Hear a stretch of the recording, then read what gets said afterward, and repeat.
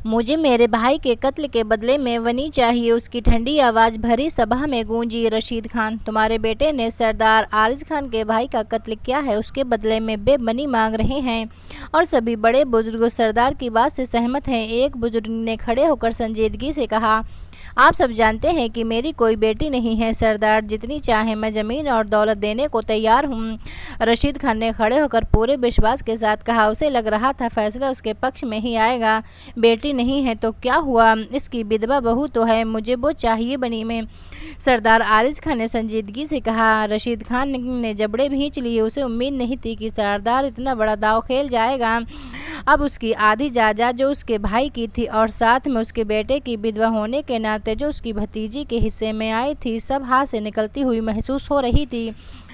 सब सरदार की बात से सहमत हैं। आज शाम को ही लड़की का निकाह सरदार से करवाया जाएगा। रशीद खान को ये फैसला मानना पड़ेगा, वरना उसकी सारी जायदाद जब्त करके उसे गांव से बेदखल कर दिया जाएगा। एक वो बुजुर्ग बाकी सब से मशवरा करते हुए बोले, क्योंकि ये मामला खुद सरदार के घर का था, इसलिए सरदार आरिज खान ये फैसला खुद नहीं ले सकता था। ये फैसला वहाँ लोग तमाम पंचों के हाथ में था। आरिज खान ने फैसला सुनते ही अपनी लाल आंखें रशीद खान पर टिकाईं, जो बेचैनी से पहलू बदल रहा था। वो इनकार किसी सूरत नहीं कर सकता था, वरना जो बची खुशी जायदाद थी उससे भी हाथ धोने पड़ते, इसलिए मजबूरन सर झुका गया। शाम के वक्त निकाह के लिए तैयार ही रहिएगा। रशीद खान के पास से गुजरते हुए वो सपाट लहजे में कहता हुआ आगे बढ़ गया। रशीद खान गुस्से से मुट्ठियां भींच कर रह गया। कुछ ही देर में उसकी जीप और उसके पीछे गार्ड्स की 2 गाड़ियां धूल उड़ाती वहां से निकल गईं। क्या फैसला हुआ सभा में? रशीद खान के घर में कदम रखते ही नाहिद बेगम ने पूछा, जोया बनी होगी, उसको तैयार करो, शाम में निकाह है उसका। सरदार आरिज खान से रशीद खान ने सपाट लहजे में कहा। खान, ये आप क्या कह रहे हैं? आप जानते हैं ना, अगर जोया गई तो हमें आधी जायदाद से हाथ धोने पड़ेंगे, इसलिए तो हमने समर के जाने के बाद उसकी दूसरी शादी नहीं की। नाहिद बेगम बेचैनी से बोलेंगे, तो तुम्हारे बेटे को कत्ल करने से पहले सोचना चाहिए था, खुद तो कमबख्त भाग गया है। अब अगर जोया को बनी नहीं किया तो हमें गांव से निकाल दिया जाएगा, फिर हाथ में कटोरा लेकर भीख मांगने की नौबत आ जाएगी। मंजूर है तो नहीं करते? जोया को बनी? रशीद खान गुस्से से गुर्राए। नाहिद बेगम सुन्न सी खड़ी रह गई। वो अपने कमरे की खिड़की के करीब खड़ी सुनहरे भूरे वालों का जूड़ा बनाई थी, जिसमें से कुछ लटे उसके चेहरे के आसपास झूल रही थी। उसके हाथों में ब्रश पेंट था, जो निहायत कुशलता से कैनवास पर चल रहा था। पेंटिंग पूरी करते हुए उसने एक नज़र कैनवास को देखा, जिसमें उसे कुछ कमी सी महसूस हुई। ब्रश में लाल रंग लेते ही वापस कैनवास पर रखती, इससे पहले कि उसके कमरे का दरवाजा धड़ाधड़ बज उठा। वो पल भर में घबरा गई। उसने अपना पेंटिंग का सारा सामान उठाकर जल्दी से बेड के नीचे रखा और बेड पर पड़ा दुपट्टा ओढ़ लिया। बाहर से नाहिद की आवाज़ें आ रही थीं, जो उसे कोसते हुए दरवाज़ा खोलने को कह रही थी। वो तेज कदमों से दरवाजे की तरफ बढ़ी। जैसे उसने दरवाज़ा खोला, नाहिद का हाथ सीधा उसके बालों पर गया। ताई जी, वो दर्द से कराहती हुई उनसे बाल छुड़ाने की कोशिश करने लगी। मनहूस, सारा कुछ तेरी वजह से हो रहा है। ना मैं अपने बेटे से तेरी शादी करवाती और ना वो मरता, और अब तेरे इस घर में रहने से मेरा दूसरा बेटा भी तेरे काले साए में आ गया है, उसको भी तुझसे दूर जाना पड़ा। मुसलसल उसे मारते हुए वो चीख रही थी। जोया मार खाते अपना बचाव करने की कोशिश कर रही थी। सामान बांध ले, अपना शाम में तेरा निकाह है। सरदार आरिज खान के साथ तू बनी हो रही है। तेरी मनहूसियत यहाँ से निकलेगी तभी मेरा बेटा साथ घर वापस आ सकेगा। वो अपना गुस्सा निकालते हुए उसे छोड़कर पीछे हट कर बोली। जोया नीचे बैठी खाली नज़रों से उन्हें देखने लगी। उसके सगे ताई ने अपने बेटे की आज़ादी के लिए इसकी ज़िंदगी दांव पर लगा दी थी। वो 10 साल की थी जब उसके माँ बाप इस दुनिया से चले गए थे। वो अपने बाप के घर में ही रहती थी। आज से 6 साल पहले जब वो 16 साल की थी, तब उसे निकाह का मतलब भी सही से पता नहीं था। इतनी सी उम्र में उसका निकाह उसके ताया ने अपने 25 साल के अधपागल बेटे से कर दिया था, ये कहकर कि वो उसे महफूज रखना चाहते हैं। इस घर में दोनों जवान लड़के हैं और उसका रिश्ता इस घर में हमेशा जोड़े रखने के लिए वे उसे बाहर कहीं नहीं भेजना चाहते, इसलिए वो निकाह कर ले। तब उसकी ताई ने कहा था कि अगर वो निकाह करेगी तभी उसे प्राइवेट मैट्रिक के लिए आगे पढ़ने पढ़ाई करने दी जाएगी वरना नहीं। उसने तब खामोशी से बिना किसी सवाल जवाब के निकाह कर लिया। लेकिन 1 साल बाद जब समर की हालत उसकी बीमारी की वजह से बहुत ज़्यादा बिगड़ी और तो वो इस दुनिया से रुखसत हो गया और 17 साल की उम्र में उस पर विधवा का ठप्पा लग गया। देर रात उसे नहीद बेगम के ताने सुनने को मिलते और मार भी खानी पड़ती। बस एक बात थी जिससे वो कुछ कर पाई कि उसने रशीद खान से इजाज़त ली थी अपनी पढ़ाई जारी रखने की, जो ना जाने क्या सोचकर रशीद खान ने हाँ कह दी थी। लेकिन उसको प्राइवेट पढ़ने का ही हक था। उसका घर से बाहर निकलना बिल्कुल बंद था। वो कोशिश करती थी कि नहीद बेगम के मिजाज के मुताबिक ही काम करे ताकि उनकी डांट फटकार से बची रहे। मगर समर के जाने के 5 साल बाद भी उसकी ताई ने उसे कभी कोई चटक रंग नहीं पहनने दिया। सारा दिन उसे कामों में उलझाए रखती। वो खामोशी से हर काम करती और जब उसे खाली वक्त मिलता रंगों से प्यार करने वाली वो लड़की अपना कैनवास और रंग लेकर बैठ जाती और उसमें रंग भरने लगती। उसका ये शौक सिर्फ उसे पता था या फिर उनके घर में काम करने वाली बुआ को, जिनकी बेटी के साथ उसने मैट्रिक तक पढ़ा था और वो उसकी अच्छी दोस्त भी थी। वो अपनी बेटी को शहर में पढ़ा रही थी और जो है उनसे कैन बॉक्स उसी से मंगवाती थी। उसे नहीं पता था कि शायद कत्ल करके भागा है। वो तो सुबह उठकर रोज़ की तरह रसोई में बुआ का हाथ बटाने के बाद बाकी सारे काम करके रशीद खान के चले जाने और नहीद बेगम के अपने कमरे में जाने के बाद मौका देखकर कैन बॉक्स लेकर बैठ गई थी। अब उसकी ताई ने ये सब उस बम उसके सर पर फोड़ा। ऐसा लग रहा था कि उसकी ज़िंदगी के सारे ही रंग ख़त्म हो गए हों। उसके ताया ताई इतने बेरहम थे कि ये जानने के बाद भी कि उसके बनी होने के बाद उसके साथ कैसा सुलूक होगा फिर भी उसे बनी कर रहे थे। उन्होंने क्यों साद को सभा में पेश नहीं किया। उसने से देखा था कि साद स्टोर रूम में जा चुक रहा है जहां से वो वापस नहीं आया था। इसका मतलब था कि वो वहीं घर के नीचे बने खुफिया कमरे में छुप कर बैठा है। ताया जी उसके साथ गए थे और 10 मिनट बाद वापस खाने की मेज़ पर आ बैठे थे। कितनी ही तरह तरह के सोचे उससे घेरे हुए थे। उसके माँ बाप जिंदा होते तो कभी उसके साथ ये सलूक न होता। वो कितनी देर उस हालत में बैठी रही, उसे खबर ही ना हुई कि कब 11 से शाम के 5 बज गए। बुआ कमरे में दाखिल हुई और उसकी हालत देखकर रोने लगी। जोया बेटा, नहीद बेगम साहिबा ने आपको नीचे बुलाया है। सरदार और उनके साथ सभा के नुमाइंदे आए हैं निकाह के लिए। बुआ उसके कंधे पर हाथ रखती हुई भरे गले से बोली तो जोया ने खाली नज़रों से उन्हें देखा। जब उसके ताया ताई ने ये फैसला कर दिया है तो वहाँ जाकर गुहार लगाती। वो कुछ नहीं कर सकती थी, खामोशी से खड़ी हो गई। इतने में नहीद बेगम कमरे में दाखिल हुई। तुम अभी तक तैयार नहीं हुई, चादर उड़ाओ से। जितनी जल्दी ये नीचे आएगी उतनी जल्दी ही निकाह होगा और इस सरदार से जान छूटेगी हमारी और मेरा बेटा चैन की सांस ले पाएगा। नहीद बेगम गुस्से से चीखी। बुआ ने उनके कहने पर जल्दी से उसे चादर उड़ा दी। लड़की, खबरदार, जो नीचे जाकर तुमने कोई तमाशा किया, याद रखना ये घर भी तुम्हारा नहीं रहेगा। तो मैं यहाँ से धक्के दे मार कर निकाल दूंगी। नहीद बेगम उसकी कलाई पकड़कर उसे अपने साथ घसीटती हुई बोली।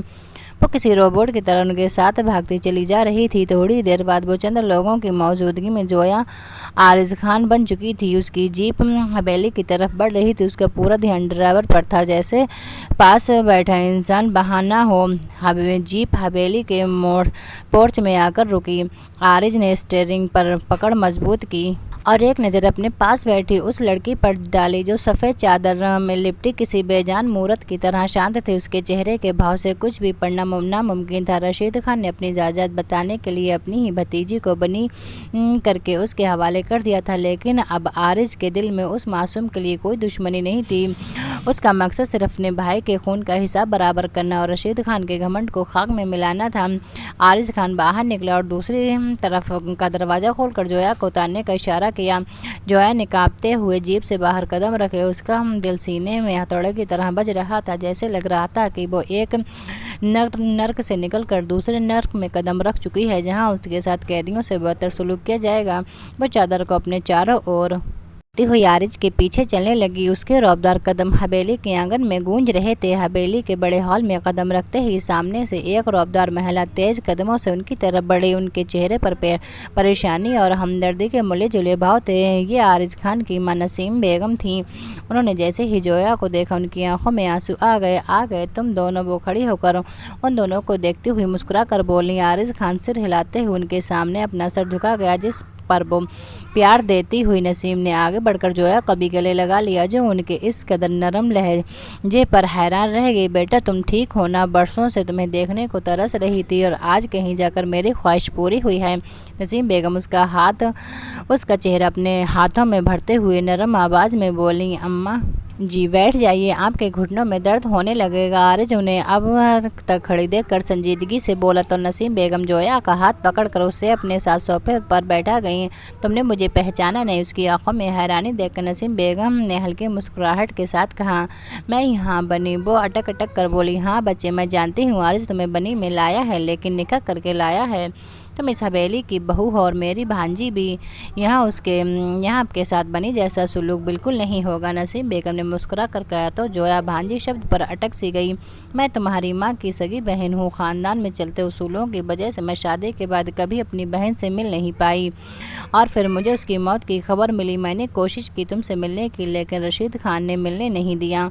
मेरा बहुत दिल करता था तुम्हें देखने को, और देखो आज हालात जैसे भी हैं। मेरे सामने बैठी हो। नसीम बेगम उसे कशमकश में देखकर खुद ही सारा सच बयान कर गई। नसीम बेगम जो जोया की सगी मौसी थी, बरसों पहले अपनी बहन की मौत के बाद इस मासूम को अपने पास लाना चाहती थी, लेकिन रशीद खान ने इजाज़त की खातिर उसे अपने पास ही रखा।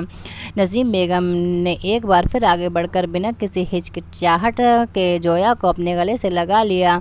उनसे अपनी माँ की खुशबू महसूस करके जोया तड़प उठी। उसे लगा कि यहाँ उसे जंजीरों में जकड़ दिया जाएगा, लेकिन ये तो अम्मा जैसा स्पर्श, उसकी गर्माहट उसमें थी। मेरी बच्ची, मेरी प्यारी जोया, तुम अपने घर आ गई हो, तुम्हें किसी बात का डर नहीं होना चाहिए। मैं हमेशा तुम्हारे साथ हूँ। अगर आरिस तंग करे ना तो मुझे बताना, दोनों सास बहू मिलकर उसकी खबर लेंगे। नसीम बेगम ने उसके सर पर हाथ फेरते हुए प्यार से कहा। नसीम बेगम की आवाज़ में ममता थी जिसके लिए जोया बरसों से तरसती थी। आरिज खान खामोशी से ये मंजर देख रहा था। उसके चेहरे पर कोई भाव नहीं था, लेकिन उसने अपनी माँ को रोका भी नहीं। जोया वहाँ तुम्हारे साथ रशीद खान ने ये नहीद ने कुछ गलत तो नहीं किया ना? नसीम बेगम ने उसे देखकर पूछा, जो इतनी कमज़ोर थी कि अपनी उम्र से भी 2 साल छोटी ही लग रही थी। नहीं, उसने सपाट लहजे में कहते हुए ना में सर हिला दिया। वो उन लोगों को बिल्कुल याद नहीं करना चाहती थी। रशीद खान ने मेरी बहन की निशानी को मुझसे दूर रखा, लेकिन भगवान का खेल देखो, तुम मेरी ही बहन की बेटी हो और आज मेरी बहू बनकर मेरे पास आ गई हो। अब कोई तुम्हें दुख नहीं होगा। नसीम बेगम ने मुस्कुरा कर कहा तो जोया नज़रों को गई। उसे तो ये बिल्कुल एक सपने के जैसा लग रहा था। उसी वक्त हॉल में दूसरी तरफ बनी सीढ़ियों से एक 24-25 साल की लड़की उतर रही थी, जिसके चेहरे पर बनावट और घमंड साफ झलक रहा था। ये महक थी, आरिज खान के ताया की बेटी, जो बचपन से आरिज से शादी के सपने देख रही थी और खुद को इस हवेली की बड़ी मालकिन समझती थी। जोया को इस हालत में और नसीम बेगम को उस पर प्यार लुटाते देखकर महक के अंदर जलन की आग भड़क उठी। बड़ी अम्मा, ये आप एक खूनी घर की लड़की को, और वो भी एक बनी को, इस तरह गले से लगा रही हैं जैसे ये कोई राजकुमारी हो।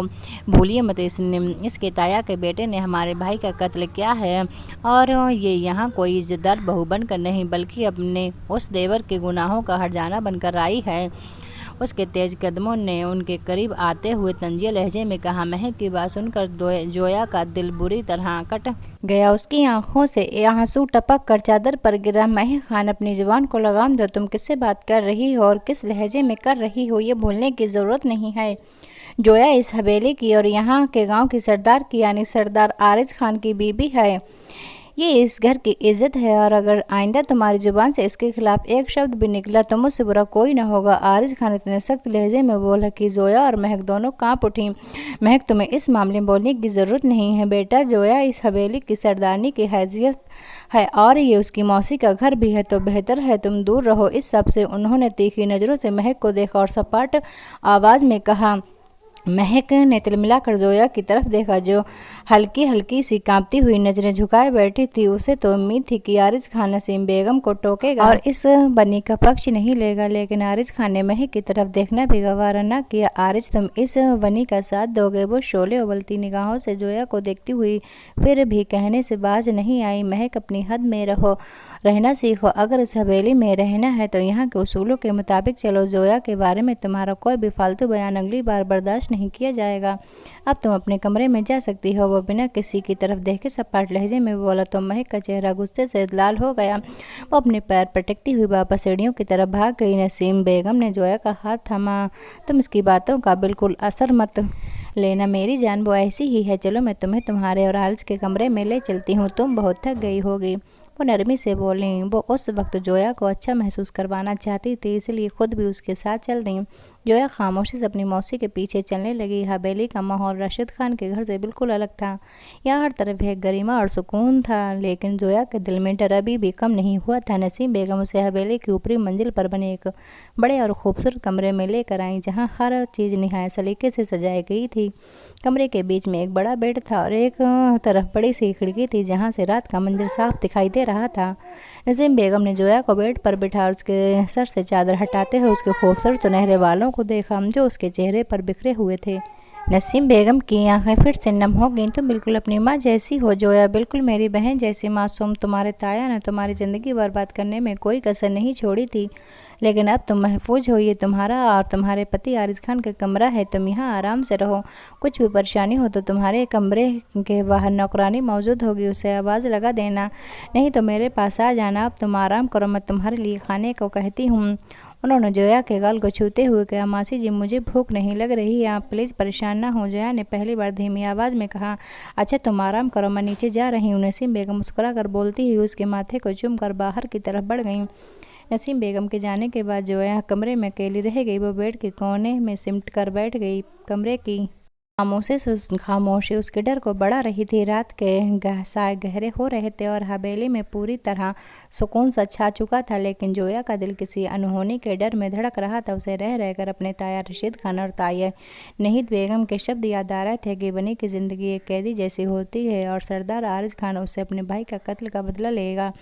वो सोच रही थी कि आरिज खान कितना जालिम इंसान होगा जिसने भरी सभा में खड़े होकर एक विधवा का सौदा किया था।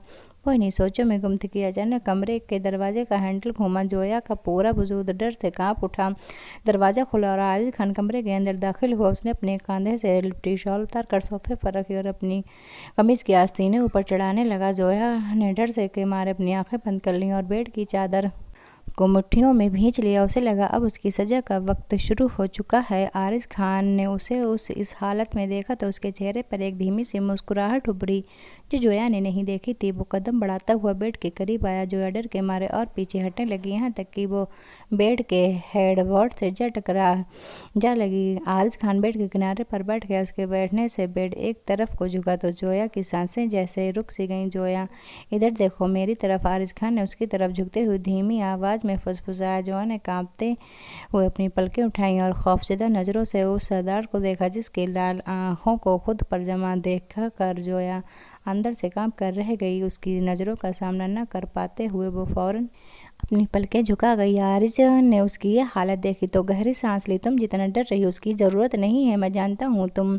उस सभा के फैसले और रशीद खान की राजनीति की वजह से यहाँ आई हो, लेकिन मैं कोई दरिंदा नहीं हूँ, न ही मैं किसी मासूम लड़की से बदला लेने का पक्षधर हूँ। वो बोल रहा था और जोया की सांसें जैसे सुन हो रही थी। जोया ने हैरानी से उसे देखा। क्या ये वही सरदार आरिज खान था जिसके उसने किस्से सुन रखे थे? वो कितना ख्याल सख्त था कि लोग उसके सामने आते ही थर कांपने लगते थे। आरिज ने उसकी हैरान नज़रों को खुद पर महसूस करके भी अपनी बात जारी रखी। रशीद खान को झुकाने के लिए मुझे ये खेल खेलना पड़ा। अगर मैं तुम्हें वनी में न मांगता तो वो अपनी जायदाद बचाने के लिए किसी और हद तक जाता। मैं तुम्हारी ताई तो और तुम्हारी ज़िंदगी और अजाब कर देती। मुझे अम्मा जी ने तुम्हारे बारे में सब बताया था और मैंने उनसे वादा किया था कि उनकी भांजी को हर हाल में यहाँ लेकर आऊँगा। मुझे सब खबर है कि तुम वहाँ पर क्या जुल्म होता रहा है, इसलिए तुम खुद को यहाँ कैदी मत समझो। ये तुम्हारा अपना घर है और तुम यहाँ पूरी आज़ादी और इज्जत के साथ रहोगे। आरिज ने उसकी तरफ देखती हुई संजीदा लहजे में कहा। जोया को यकीन नहीं आ रहा था कि जो शख्स उसके सामने बैठा है वो अपनी नरमी से बात कर रहा है। क्या आम मुझसे अपने भाई के कत्ल का बदला नहीं लेंगे? क्या आम मुझे सज़ा नहीं देंगे? उसने हिचकिचाते हुए पूछा। आरिज खान की आंखों में संजीदगी आ गई। साद ने जो किया उसकी सज़ा उसे कानून देगा या मेरा खुदा देगा? पुलिस उसको बहुत जल्द ढूंढ लेगी। इसमें तुम्हारा कोई कसूर नहीं है। तुम एक मासूम लड़की हो और मेरी माँ की बहन की बेटी हो, इस नाते से भी, और अब मेरी बीवी होने होने के नाते से भी तुम्हारी हिफाजत और इज्जत मेरी जिम्मेदारी है, इसलिए अपने दिल से ये सारे डर निकाल दो। अब वो सामान अंदाज में बोला तो जोया ने आरिज खान के चेहरे पर सच्चाई देखी। उसके दिल का बोझ जैसे हल्का हो गया। उसकी सांसें जो सुबह से तनी हुई थी अब आहिस्ता आहिस्ता शांत होने लगी। आपको एक बात कहूँ, उसने उठते उठते एक कांपते लहजे में बोली। तो आरिज खान ठिठक कर रुका। उसने सर हिलाते हुए उसे बोलने की इजाज़त दी। सात भाई घर में बने सोफिया कमरे में थे, मैंने खुद उन्हें जाते हुए देखा था। जोया ने आंखें भींचते हुए कहा। तो उसे लग रहा था कि इस बात पर वो उसे डांट पड़ने वाली है, लेकिन जब उसके साथ कुछ गलत किया ही नहीं गया तो वो बड़ी समझा ही नहीं गया तो वो भी चाहती थी कि आरिज के भाई का मुजरिम पकड़ा जाए। क्या कहा? आरिज ने हैरानी से उसे देखा। मैं सच कह रही हूँ, वो थूक निगलते वो बोली। लेकिन प्लीज़, आपने कहा है कि कानून सात भाई को सज़ा देगा, तो आप उन्हें खुद कुछ नहीं कहेंगे? उसने आरिज खान की तरफ मिन्नत भरी नज़रों से देखती हुई कहा। वो न जाने किस भावना में बह कर ये सब कह रही थी। आरिज खान को समझ नहीं आया। उसकी पलकें झपकते देख आरिज खान के दिल में हलचल सी मची। वो बिल्कुल उसके करीब बैठता हुआ उसके चेहरे पर फूंक मारकर बाल पीछे कर गया। उसने जिससे जोया ने अनजाने में ही आंखें बंद कर ली। मैं अपनी बात का पक्का हूँ, उसको सज़ा कानून ही देगा, लेकिन तुम्हारी इस मदद के जरिए वो बहुत जल्द पुलिस तक पहुंच जाएगा। उसके लिए शुक्रिया। उसके कान के पास झुककर बोलता हुआ वो वहां अपने गर्म होंठ रख गया। जोया सुन पड़ गई। आरिज खान की नज़र उसके कांपते होंठों पर पड़ी तो उसके जज्बातों में मानो तूफान उमड़ आया। खुद को बहकने से रोक नहीं पाया। उसके होंठ पर झुकते ही उसकी सांसें अटक गईं। वो एक अलग ही खुमार में पहुंच चुका था। उसे होश आया तब जब उसके आंसुओं का स्वाद उसने महसूस किया। वो पीछे हटते उसे देखने लगा। क्या हुआ? उसको देखते ही वो स्वर लगते हुए लहजे में बोला। बरसों से संभाले उसके जज्बात उसे बहुत कुछ करने पर उकसा रहे थे, पर सामने वाले का रोना उसे बेचैन कर गया। ताई जी ने सही कहा था, आप मुझ पर हर हाल में बदला लेंगे, जबकि मैंने तो आपको शायद भाई के बारे में भी बता दिया, लेकिन आप मुझसे अपनी हवस पूरी करना चाहते हैं, मुझे इस तरह से सजा देना चाहते हैं। वो हिचकियों से रोती हुई बोली। दिमाग ठीक है? क्या बोल रही हो तुम? हवस शब्द का मतलब भी पता है तुम्हें? देखने से तो तुम एक पढ़ी लिखी लड़की लग रही हो। क्या तुम नहीं जानती शादी की पहली रात के तकाजे क्या है और पति के अधिकार क्या है? वो दबी आवाज़ में गुर्रा है। उसकी बात समझने से ही जोया का चेहरा शर्म से लाल हो गया। नहीं, बेगम ने उसका दिमाग इस कदर ख़राब कर दिया था कि आरिज खान का प्यार से छूना भी उसे गलीज सोचने पर मजबूर कर रहा था। वो नज़रें झुका गई। आरिज ने गहरी सांस उस पर डाली और लंबा सांस खींचा। सो जाओ तुम, सपाट लहजे में कहते हुए अलमारी से अपना नाइट सूट निकालता हुआ वॉशरूम की तरफ बढ़ गया। ना कर खुद को शांत करते हुए बाहर आया। अलमारी से एक अतिरिक्त कंबल निकाला और बेड के दूसरी तरफ रख जोया अभी तक वैसे ही गुमसुम सी बैठी थी। रात हो चुकी थी। तुम सुबह से बहुत परेशान हो, इसलिए अब सुकून से सो जाओ। तुम्हें घबराने की बिल्कुल ज़रूरत नहीं। अगर किसी चीज़ की ज़रूरत हो तो तुम मुझे बता सकती हो, आरिज खान ने संजीदा लहजे में कहा। वो समझ सकता था कि किन हालात में जोया यहाँ तक पहुँची है। वो उसकी मर्जी के बिना उसके पूरी तरह अपना बनाना नहीं चाहता था। उसने जोया को थोड़ा वक्त देने का फैसला किया। जोया ने देखा कि आरिज खान बेड पर ही दूसरी तरफ लेटकर अपनी आंखें बंद कर चुका था। जोया ने एक लंबी और सुकून भरी सांस ली। उसने कभी सपने में भी नहीं सोचा था कि बनी बनकर हवेली आने के बाद उसे वो सुकून मिलेगा जो उसे अपने ताया के घर कभी नसीब नहीं हुआ था। उसने अपने कंबल ओढ़ा और अपनी तरफ करवट लेकर लेट गई। खिड़की से चांद की रोशनी कमरे में फैल रही थी और जोया की जिंदगी के काले कैनवास पर अब उम्मीद के कुछ रंग बिखरने लगे थे। वो पहली बार किसी डर के बिना अपनी आंखें बंद करके नींद की वादियों में उतरने क्योंकि उसे मालूम हो गया था कि सरदार आरिज खान के सख्त रूप के पीछे एक निहायत रहम दिल और रखवाला इंसान छुपा हुआ है, जो उसकी ज़िंदगी का नया रखवाला बन चुका है। वो तो उसे उम्मीद लगाए बैठी थी कि आरिज खान उसे मारेगा, उस पर चीखेगा, चिल्लाएगा, लेकिन वैसा कुछ नहीं हुआ था। अपनी ही सोच में गुम वो कब नींद की आगोश में चली गई, उसे खबर ही नहीं हुई। सुबह जब जोया की आँख खुली तो कमरे में धूप फैल चुकी थी। सोफ़ा खाली था। आरिज खान वहाँ मौजूद नहीं था। जोया जल्दी से उठी और अपना चेहरा धोया। कमरे में अटैच बाथरूम में हर ज़रूरत की चीज़ पहले से मौजूद थी। जब वो बाहर आई तो कमरे पर दस्तक हुई। जोया ने दुपट्टा ठीक करते हुए कहा, जी आ जाइए। दरवाज़ा खुला और नौकरानी के साथ नसीम बेगम खुद नाश्ते की ट्रे लिए अंदर दाखिल हुई। नसीम बेगम ने नौकरानी को टेबल पर नाश्ता लगाने को कहा। मौसी जी आपको तकलीफ़ कर रही हैं, मुझे बुला लेती, मैं नीचे आ जाती। जोया उनके करीब जाती हुई उनका हाथ चूम कर बोली। नसीम बेगम ने प्यार से उसका गाल थपथपाया। अरे कोई बात नहीं मेरी जान, आज तुम्हारा इस हवेली में पहला दिन है। मैं चाहती थी तुम आराम से अपने कमरे में नाश्ता करो। आर्यन नीचे जा चुका है, वो सभा में कुछ कामों से बाहर गया है। तुम बताओ, रात को कोई तकलीफ तो नहीं हुई? नसीम बेगम ने मुस्कुरा कर पूछा। जोया को रात की आरिज खान की गुस्ताखी याद आ गई तो उसने शर्माते हुए सर झुका लिया। नहीं मौसू जी, बहुत अच्छी नींद आई। वो धीमी आवाज़ में बोली। चलो अब जल्दी से नाश्ता कर लो, फिर मैं तुम्हें पूरी हवेली दिखाती हूँ। और हाँ, राशिद खान के घर की कड़वी यादों को अपने दिल से निकाल फेंको। अब तुम इस घर की बड़ी बहू और सरदारनी हो। नसीम बेगम ने संजीदगी से कहा तो उसने बेहा में सर हिला दिया। नाश्ते के बाद जब जोया नसीम बेगम के साथ नीचे आई तो हवेली के आंगन में महक पहले ही मौजूद थी।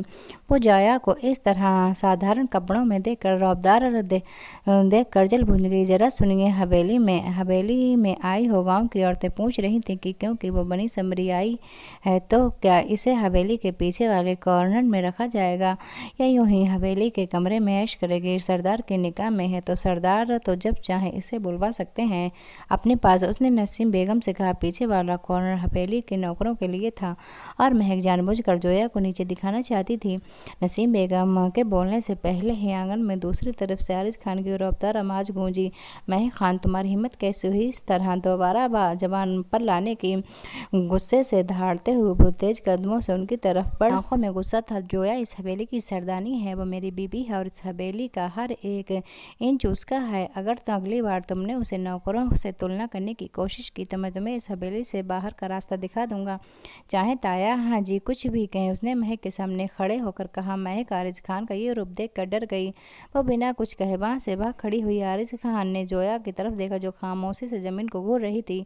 अम्मा जी, जोया को हवेली का वो हिस्सा दिखाएं जहाँ वो अपनी पेंटिंग और पढ़ाई पर जारी रख सके। मैंने इसके लिए शहर से नया कैन बॉक्स और रंग मंगवाए हैं और कुछ देर में पहुँच जाएंगे, आरिज ने संजीदा लहजे में कहते हुए जोया को हैरान किया। जोया ने हैरानी और खुशी मिले जुले भाव से आरिज खान को देखा। वो शख्स उसके बारे में इतना कैसे जानता है? जोया को खबर नहीं थी। उसे यकीन नहीं आ रहा था कि उसके इस शौक का आरिज को भी पता हो सकता है। तुम्हारी उस बुआ ने मुझे सब बताया था जब मैं रशीद खान के घर तुमसे निकाह करने गया था। तुम पर यहाँ किसी किस्म की पाबंदी नहीं होगी, तुम जब चाहे चित्रकारी कर सकती हो।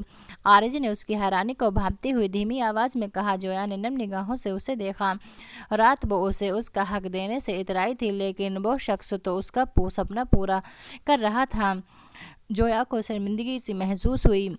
वो उससे नजरें चुराती हुई नसीम बेगम के साथ उस तरफ चल दी जहां उन्होंने कहा था। हवेली में एक विशाल और रोशन कमरे में जो हवेली की ऊपरी मंजिल पर स्थित था और जिसकी खिड़कियां हवेली के हरे भरे बगीचों की तरफ खुलती थी। जोया अपनी नई जिंदगी के दिन गुजार रही थी। उसे जब भी मौका मिलता वो यहीं पाई जाती। आरिज खान ने उसके लिए शहर के से रंग और बेहतरीन किस्म के कैन बॉक्स मंगवा कर कमरे के कोने में सजवा दिए थे जहां वो अपने ख्यालात के कैन बॉक्स पर उतारती। नसीम बेगम ज़्यादा सीढ़ियों पर नहीं चढ़ पाती थी, इसलिए वो जो भी बनाती दिन में कई बार उनके पास जाती और वो उन्हें देखती थी, जिस पर बेखुश होते हुए उस पर अपनी ममता लुटाती, जिससे जोया को ज़िंदगी में पहली बार ये एहसास हुआ कि प्यार और सुरक्षा क्या होती है। लेकिन हवेली का हर सदस्य जोया के पक्ष में नहीं था। महक खान जो बचपन से खुद को इस हवेली की असली सरदारनी और आरिज खान की बीवी मानती आई थी, वो जोया की इस इज्जत और हैसियत को किसी सूरत स्वीकार करने को तैयार नहीं थी। उसके दिल में जलन और नफरत की आग दिन ब दिन भड़क रही थी। वो हर वक्त इसी ताक में रहती कि कोई ऐसा मौका मिले जिससे वो जोया को आरिज खान और नसीम बेगम की नज़रों में गिरा सके और इसे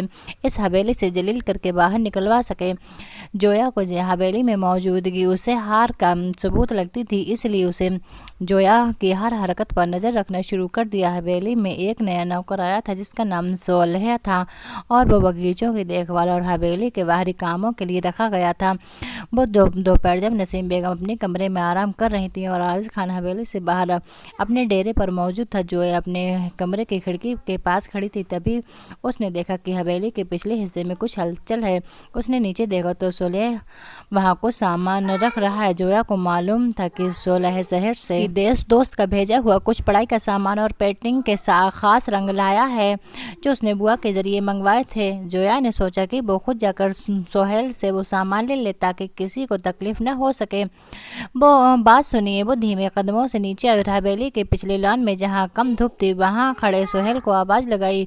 ये सब क्या है? उसने बंद पैकेट को देखते हुए पूछा जो पूरी तरह पैक था। उसे अंदाजा था लेकिन फिर भी पूछना सही समझा। जी मालकिन जी, आपके लिए शहर से सामान मेहमान आया है, बस मैं नानी भी को आवाज़ देने ही वाला था। सोहेल ने निहायत आदर के सर झुकाते हुए कहा, नहीं इसकी ज़रूरत नहीं, आप मुझे दे दीजिए, मैं खुद ले जाऊंगी। जोया ने कुछ झिझकते हुए कहा, वो ऊपर ही जा रही थी तो खुद ले जाती। अब तक की ज़िंदगी में उसने अपने सारे काम खुद ही किए थे, लेकिन यहाँ तो नसीम बेगम उसे हाथ भी नहीं लगाने देती थी। जोया के कहने पर सोहेल ने वो पैकेट जोया के हवाले किए। शुक्रिया। जोया ने हल्की मुस्कुराहट के साथ उसका शुक्रिया अदा किया। सोहेल सर झुकाए वहाँ से चला गया। वो सिर्फ 2 मिनट के लिए वहाँ खड़े थे। मालकिन जी, आपके लिए सरदार जी की तरफ से पैगाम था कि और कुछ चाहिए हो तो इस बार आप अपनी दोस्त को कहने की जगह मुझे बताइएगा, मुझे इन चीज़ों की समझ है, मैं ले आऊँगा। सोहेल ने संजीदगी से कहा, वो पार्सल डेरे पर आया था तो आरिज खान ने सोहेल से कहा कि जिसको ये पार्सल दो उसे ये पैगाम भी दे देना कि सरदारनी तक पहुंचा दें। क्योंकि सोहेल थोड़ा बहुत पढ़ा लिखा था, इसलिए वो इन चीज़ों के बारे में जानता था। व्यवस्था के कारण आरिज खान खुद नहीं जा सकता था और दूसरी किसी को पहले पता नहीं था, इसलिए जोया अपनी सहेली के हाथ ही सब सामान मंगवाती थी। ठीक है, जोया ने हाँ में सिर हिला दिया। सोहेल उसे आरिज खान का पैगाम दे रहा था। वहीं महक खान जो मौके की तलाश में थी, वो हवेली के दूसरे हिस्से में छुपी खिड़की से अपने हाथ में आधुनिक मोबाइल फ़ोन लिए खड़ी थी। उसने फ़ौरन अपने फ़ोन का कैमरा ऑन किया और अलग अलग पोज से जोया और सोहेल की तस्वीरें लेने शुरू कर दी। तस्वीरें इस अंदाज में ली गईं कि दूर से देखने वाले को ऐसा लगे जैसे जोया उस नौकर के बहुत करीब हो और उनके बीच कोई गहरा रिश्ता या खुफिया बातचीत चल रही हो। जोया के चेहरे की मुस्कुराहट और सोहेल का झुका हुआ सर तस्वीरों में एक अलग ही कहानी बयान कर रहा था। महक के चेहरे पर एक जहरीली और विजयी मुस्कुराहट उभरी। उसे लगा अब उसके हाथ वो हथियार लग गया है जिससे वो एक ही बार में सरदारनी वाली हैसियत को खाक में मिला देगी। वो दिल ही दिल में खुश होती हुई अपने कमरे की तरफ बढ़ गई और शाम का इंतजार करने लगी जब आरिज खान वापस हवेली आएगा। शाम के वक्त हवेली के बड़े हॉल में रोज की तरह सभी जमा थे। नसीम बेगम सोफे पर बैठी माला फेर रही थी और जोया उनके पास ही खामोशी से बैठी जमीन को घूर रही थी। आरिज खान दिन भर का थका हारा हवेली में दाखिल हुआ। सामने आते ही सबको प्रणाम करते हुए अपनी शाल उतारी और सोफे पर बैठ गया। नौकर ने उसके लिए पानी का गिलास आगे किया जो उसकी माँ ने उसने एक ही सांस में पी लिया। जोया ने झुकी नज़रों से अपने पति को देखा जिसने उसे ज़िंदगी दी थी। उसी वक्त महक खान सीढ़ियों से उतरकर हॉल में उसके चेहरे पर एक चालाकी के भाव साफ थे। वो सीधे आरिज खान के सामने जाकर खड़ी हो गई। छोटी अम्मा और आरिज खान, मैंने पहले भी कहा था कि एक होनी घर की लड़की और वनी कभी इस हवेली की इज्जत नहीं बन सकती, लेकिन आपने मेरी बात को नज़रअंदाज किया और मुझे खामोश करवा दिया। महक ने बुलंद और तंजिया आवाज़ में कहा। जिस हॉल में मौजूद तमाम नौकर और नसीम बेगम ध्यान देने लगे। आरिज खान ने पहले लाल और गहरी नज़रें महक पर टिकाई। महक खान, मैंने तुम्हें पहले भी खबरदार किया था कि अपनी जुबान को लगाम दो। जोया के खिलाफ एक शब्द भी मैं बर्दाश्त नहीं करूँगा। तुम अब तक अपनी हद नहीं समझी। आरिज खान के लहजे में ठंडक और गुस्सा था, लेकिन महक इस बार पीछे हटने वाली नहीं थी। उसने अपने फ़ोन को अनलॉक किया और आरिज के सामने लहराया। अपनी हद बहुत अच्छी तरह जानती हूँ आरिज खान, लेकिन अफसोस है कि आप इस लड़की के प्यार में इतने अंधे हो चुके हैं कि आपको इस हवेली की इज्जत और अपने भाई का खून सब भूल गया है। ज़रा देखिए इस पवित्र सरदारनी को जिसने आपने सर पर बिठा रखा है। ये हवेली के नए नौकर सोहेल के साथ पिछले हिस्से में क्या गुल खिला रही है। महक ने तस्वीरें आरिज खान के सामने कर दी। नसीम बेगम ने हैरानी और परेशानी से महक की तरफ देखा, फिर जोया को देखा जिसका चेहरा डर और सदमे से सफ़ेद पड़ चुका था। जोया ने अब वो तस्वीरें देखी तो उसके पैरों तले से ज़मीन निकल गई। इन तस्वीरों में वो सोहेल के बहुत करीब खड़ी दिखाई दे रही थी और सोहेल उसके सामने झुका हुआ था। महक ने पूरे हॉल में तमाशा खड़ा कर दिया था। देखिए छोटी अम्मा, ये आपकी लाडली भांजी और बहू जो हवेली के नौकरों के साथ अकेले में मिलती है, उनसे बातें करती है। इस बनी की हकीकत यही है कि राशिद खान के सौदा करके यहाँ ऐश करना शुरू कर दिया है। वो बस बोलती चली गई जा रही थी और जोया स्तंभ थी। महक की आवाज़ पूरे हॉल में गूंज रही थी। जोया कांपती हुई खड़ी हो गई। उसकी आंखों में आंसू तैरने लगे। नहीं, ये झूठ है, मैंने ऐसा कुछ नहीं किया। भगवान की कसम मैं सच्ची हूँ। ताई जी ने मेरा साथ जैसा भी रवैया रखा वो मेरा मामला है, लेकिन मैं झूठ नहीं बोल रही। महक, अब खुदा के लिए मुझ पर इतना बड़ा इल्ज़ाम मत लगाइए। जोया ने रोते हुए ना में सर हिलाया। उसका पूरा वजूद कांप रहा था। उसे लग रहा था कि एक बार फिर उस पर जुल्म के पहाड़ तोड़े जाएंगे और आरिज खान उसकी जान ले लेगा। नसीम बेगम भी परेशान होकर खड़ी हो गई। महक, ये तुम क्या बकवास कर रही हो? जोया ऐसी लड़की नहीं है, तुम तस्वीरों को गलत रंग दे रही हो। उन्होंने जोहा का पक्ष लेना चाहा, लेकिन महक ने उन्हें बीच में ही टोक, अम्मा तस्वीरें झूठ नहीं बोलती, आप खुद देख रही हैं कितने करीब हैं। और जोया के चेहरे की मुस्कुराहट बता रही है कि उनके बीच क्या बातचीत चल रही है। अब भी आप उसकी तरफदारी करेंगे? वो मोबाइल नसीम बेगम के सामने कर गई, जो सदमे में उन तस्वीरों को देखती हुई जोया की तरफ देखने लगी। उनकी खाली निगाहें महसूस करते हुए जोया ने ना में सर हिलाया। आरिज खान ने एक नज़र उन तस्वीरों पर डाली। उसके चेहरे के भाव बिल्कुल सपाट और सख्त हो चुके थे। उसकी आंखों में उभरने वाले भावों को पढ़ना नामुमकिन था। उसने महक के हाथ से फोन लिया और तस्वीरों को फिर से देखा। सभी की उस पर नजरें जमी थीं। जोया दिल ही दिल में भगवान को पुकार रही थी। उसे लग रहा था उसकी ज़िंदगी का कैन बॉक्स अब हमेशा के लिए काला होने वाला है। आरिज खान सोफे से खड़ा हुआ। उसने कड़कदार आवाज़ में हवेली के चौकीदार को आवाज़ दी, वक्त खान सुहेल को इसी वक्त मेरे हॉल पेश करो। आरिज खान का हुक्म सुनते ही वक्त खान बाहर की तरफ भागा। हॉल में पूरी तरह खामोशी छा गई। सिर्फ जोया की सिसकियों की आवाज़ आ रही थी। महक के चेहरे पर पहले जो मुस्कुराहट थी अब घबराहट में बदलने लगी। इस पहलू पर उसने जो सोचा ही नहीं था, लेकिन उसे यकीन था कि वो सुहेल को भी झूठा साबित कर देगी और सुहेल के आते ही जोया पकड़ी जाएगी और आरिज खान गुस्से में आकर जोया को सजा देगा। कुछ ही मिनटों में वक्त खान सुहेल के साथ लेकर हॉल में दाखिल हुआ। सुहेल हवेली के सरदार के सामने इस तरह अचानक बुलाए जाने पर बहुत डरा हुआ था।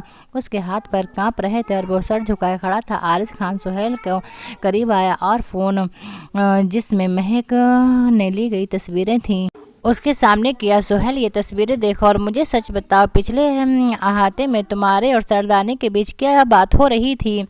अगर तुमने एक शब्द भी झूठ बोला तो याद रखना इस हवेली की सजा बहुत सख्त होती है। आरिज खान की ठंडी और रफ्तार आवाज़ ने सुहेल को और डरा दिया। सुहेल ने तस्वीरें देखी और डर से घुटनों के बल बैठ गया। उसके अंदर अपनी जान जाने का डर था। सरदार जी, भगवान की कसम मेरा कोई कसूर नहीं है, मैं तो सिर्फ मालकिन जी का सामान पहुँचाने गया था। सुहेल ने रोते हुए कहा।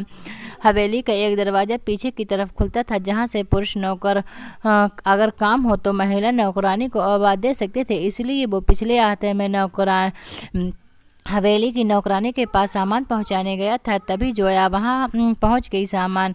कौन सा सामान और तुम्हारी हिम्मत कैसे हुई?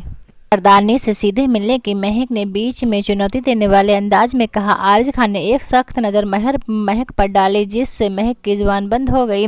सुहेल, तुम बोलो, कौन सा सामान था? आरिज खान ने सुहेल से दोबारा पूछा। सरदार जी, वही पार्सल जो डेरे पर आया था, वही हवेली के अंदर भेजने के लिए पिछले हाथे में गया था। मैंने वो पैकेट नानी भी को देना चाहा था, लेकिन पिछले हाथे में मालकिन जी खुद मिल गई, तो मैंने वो सामान निहायत आदर से उनके हवाले कर दिया और मैंने आपका पैगाम उन्हें दे दिया था।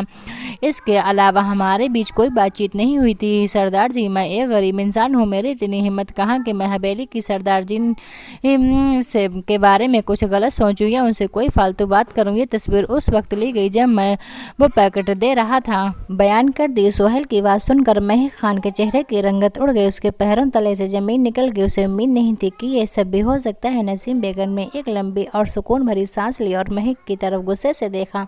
महक, तुमने अपनी गंदी सोच के तहत एक मासूम लड़की पर इतना बड़ा इल्जाम लगा दिया, तुम्हें शर्म आनी चाहिए। नसीम बेगम गुस्से से बोली।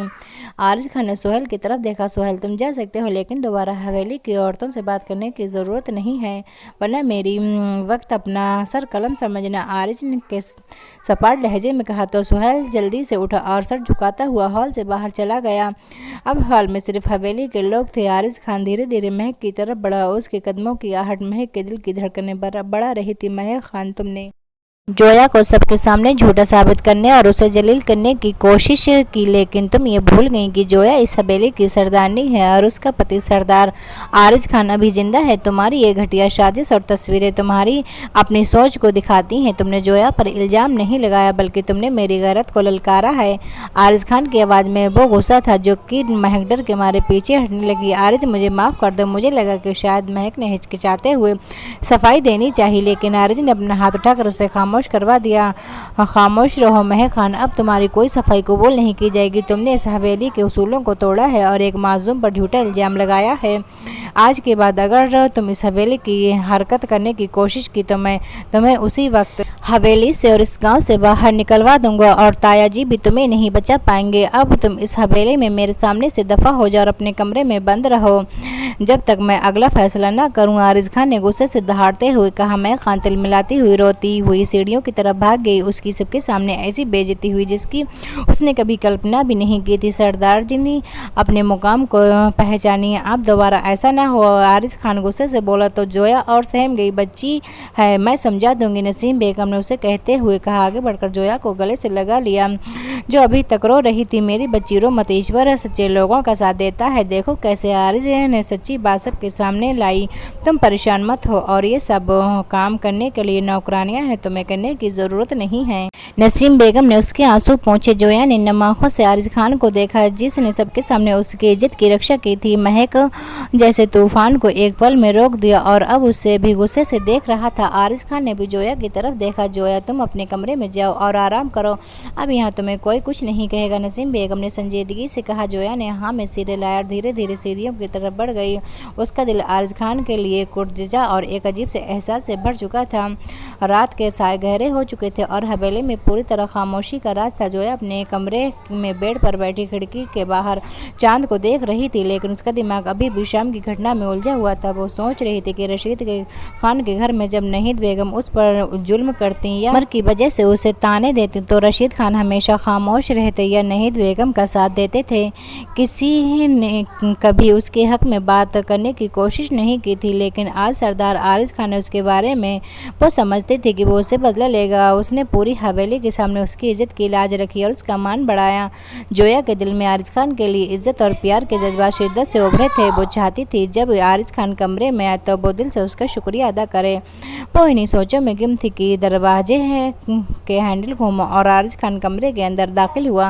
वो दिन भर के मामलों और शाम के तमाशे की वजह से काफ़ी थका हुआ लग रहा था। उसने अपनी शॉल उतारी और सोफे पर रख दी और अपनी कमीज के बटन खोलने लगा। जोया ने जैसे ही उसे देखा उसके दिल की धड़कन तेज हो गई। वो बेड से उठी और धीमे कदमों से आरिज खान की तरफ बढ़ी। आरिज खान ने उसे अपनी तरफ आते देखा तो वो रुक गया और उसकी नज़रें जोया के खूबसूरत चेहरे पर टिक गईं जो चांद की रोशनी में चमक रहा था। जोया उसके बिल्कुल करीब आई, उसकी आंखों में आंसू थे। इससे पहले आरिज खान कुछ कहता, जोया ने अपनी भावनाओं के बहाव में आकर खुद को आरिज खान के चौड़े और मजबूत सीने से लगा लिया। उसने अपने दोनों हाथ आरिज की कमर के चारों ओर फैला दिया और अपना चेहरा उसके सीने में छुपा लिया। आरिज खान जोया के इस अचानक भावुक कदम पर बिल्कुल हैरान रह गया। उसका पूरा वजूद सुन्न हो गया। उसने कभी सोचा भी नहीं था कि जो लड़की उसे इतना डरती थी वो खुद उसके इतने करीब आ जाएगी। उस दिन जब जोया से वो खुद दूर हुआ था तो उसके बाद उसने कभी भी जोया को अपने करीब आने की कोशिश नहीं की थी। वो उसे वक्त दे रहा था। इस बीच वो थोड़ी बहुत शरारतें करता तो वो शर्मा जाती, लेकिन जोया ने कभी पहल नहीं की थी। आपका बहुत बहुत शुक्रिया आरिज खान, आपने मेरी इज्जत बचाई। अगर आप सुहेल को ना बुलाते तो महक सबके सामने मुझे गुनहगार साबित कर देती। ताई जी के बाद जहाँ भी मुझे सब गुनहगार ही समझते। आपने मुझ पर यकीन किया और मुझे बेइज्जती से बचाया। मैं आपका ये एहसान कभी नहीं भूलूंगी। जोया ने आरिज के सीने से लगते हुचकियों के बीच धीमी आवाज़ में कहा। जोया की आवाज़ में सच्चा प्यार था। आरिज खान ने जब जोया के नाजुक शरीर को अपने सीने से लगा हुआ महसूस किया और उसकी खुशबू उसके हवासों पर छाने लगी तो उसके अंदर के जज्बात का तूफान उमड़ आया। जोया के इस तरह खुद उसके सीने से लगने को आरिज ने एक अलग ही अर्थ दे दिया था। उसे लगा कि शायद जोया अब उससे डर से बाहर निकल आई है और वो उसकी बीबी होने के नाते उसके प्यार और नज़दीकी के लिए पूरी तरह तैयार है। उसने जोया के जज्बात को अपने पक्ष में समझा और उस अपने हाथ जोया की कमर पर रख दिए, उसे और अपने करीब खींच लिया। जोया के दिल की धड़कनें तेज हो गई, उसकी सांसें थमने लगीं। आरिज ने जोया के बालों को अपने हाथों की उंगलियों में फंसाया और उसका चेहरा अपने सीने से हटाकर ऊपर उठाया। जोया ने जब आरिज की आंखों में देखा तो वहाँ एक गहरा जुनून दिखाई दिया। वो कांप सी गई। आरिज की लाल और सुलगती नजरें जोया के होठों पर टिक गईं। वो धीरे धीरे उसके चेहरे की तरफ झुकने लगा ताकि उसे पूरी तरह अपना बना सके। जोया जो सिर्फ शुक्रिया अदा करने की भावना के तहत उसके करीब आई थी, जैसे उसने आरिज खान के ये बदलते हुए और उसकी सांसों की गर्मी को अपने चेहरे पर महसूस किया। उसके अंदर का पुराना डर जाग उठा। उसे एकदम लगा कि आरिज खान भी उसे अपनी हवस का शिकार बनाना चाहता है। जोया का दिल बुरी तरह कांप उठा और वो डर के साए में घिर गई। जैसे ही आरिज के होंठ उसके चेहरे के बिल्कुल करीब आए, जोया ने अपने दोनों हाथ आरिज के सीने पर रखे और पूरी ताकत से उसे खुद से दूर झटक दिया। आरिज खान को एक अलग ही खुमार और जज्बात के तूफान में था। जोया के इस अचानक झटके पर 2 कदम पीछे हट गया। उसके चेहरे पर हैरानी, सदमा और फिर शदीद गुस्से के भाव उभरे। जोया बेड की तरफ भागी और चादर को अपने चारों तरफ लपेटकर खौफजदा नजरों से आरिज को देखने लगी। उसकी आंखों में आंसू बह निकले। नहीं, प्लीज़ मेरे करीब मत आए, मैंने सिर्फ आपका शुक्रिया अदा किया था। उसका ये मतलब नहीं था कि आप। जोया ने रोते हुए कहा। उसकी आवाज़ कांप रही थी। आरिज खान का दिमाग गुस्से से फटने लगा। उसने जोया की तरफ देखा जिसने उसे कभी खुद से गले लगाया था और अब उसे एक दरिंदे की तरह देख रही थी। आरिज खान ने गहरी सांस ली और अपने गुस्से को काबू करने की कोशिश की, लेकिन उसका लहजा बेहद सख्त और ठंडा हो गया। जोया खान, तुम्हारा दिमाग वाकई ख़राब है या तुम जानबूझकर मेरे सब्र का इम्तिहान ले रही हो? तुम खुद मेरे करीब आई हो, तुमने मुझे गले लगाया और मैंने एक पति होने के नाते तुम्हें अपना समझ कर चाहा तो तुमने इस तरह झटक दिया जैसे मैंने कोई अजनबी या कोई गुनहगार हूँ। क्या वजह है जिसकी तुम मेरे करीब आने से कतराती हो? अगर तुम्हारे दिल में मेरे लिए सिर्फ डर और नफरत है तो मेरे करीब आने का ये नाटक करने की क्या ज़रूरत थी? आरिज खान की आवाज़ में दबा हुआ गुस्सा और नाराज़गी साफ थी। जोया ने झुकी नज़रों से रोते हुए ना में सर हिलाया। मैं डर गई थी, मुझे माफ़ कर दीजिए। मैं आपको गलत नहीं समझ रही, लेकिन मैंने जो अपनी जान से प्यारी सहेली की हालत देखी थी वो मुझे सुकून नहीं लेने देती। वो रोती हुई बोली तो आरिज खान ठिठक गया। कैसी हालत? उसके सामने बैठते हुए वह संजीदगी से बोला। उसके होने वाले पति ने उसके साथ ज्यादती की थी और फिर उसके घर के बाहर फेंक कर चला गया। वो रोती हुई बोली। वो सब याद करना तकलीफ दे था। आरिज खान के दिमाग में भी वो घटना घूमी। तब उसके पिता सरदारी के पद पर थे और उन्होंने उस शख्स को चौराहे पर फांसी दी थी। जोया, मेरी तरफ देखो, तुम्हारी सहेली के मुजरिम को सजा मिल गई थी उसी वक्त, और मैं वादा करता हूँ तुमसे कि तुम्हारा बहुत ख्याल रखूंगा। आरिज ने अपने साथ लगाते हुए नरमी से कहा तो जोया उसके चेहरा छुपा गई। अगर मेरे साथ वही सब हुआ तो वो रोते हुए बोली। मैं तुम्हारा पति हूँ जोया, तुम्हारी इज्जत का रखवाला, मुझ पर भरोसा रखो, कभी तुम्हें रुस्वा नहीं करूँगा। वो नरमी से उसके कान में फुसफुसाते हुए कहा। वहाँ उसे अपने होठ रख गया। जोया कांपती हुई किसी आगोश में छुपने लगी। उसको बेड पर लिटाते हुए उस पर हुआ तो हाथ आगे बढ़ाकर लाइट बंद करके उस पर झुक गया। जोया ने उसके कहने पर उस पर विश्वास किया और खुद को उसकी पनाह में सौंप दिया। आरिज खान अपने कहे पर खरा उतरा। वो जोया की ज़िंदगी में बाहर बनकर आया और उसके हर दुख दर्द को ख़त्म करता चला गया। साथ को फांसी की सज़ा सुना दी गई। वहीं महक के पिता ने उसके लिए आए अच्छे रिश्ते के यहाँ बढ़ते हुए उसकी शादी करवा दी। जोया और आरिज खान का रिश्ता गहरा होता चला गया जब उनकी ज़िंदगी में नन्हे आरिज खान ने कदम रखा था। दोस्तों, आपको ये कहानी कैसी लगी कमेंट बॉक्स में ज़रूर बताना, और अगर कहानी पसंद आई हो तो एक लाइक करना और हमारे चैनल को सब्सक्राइब करना। रोज़ नई कहानी सुनने के लिए हमारे चैनल को सब्सक्राइब करना।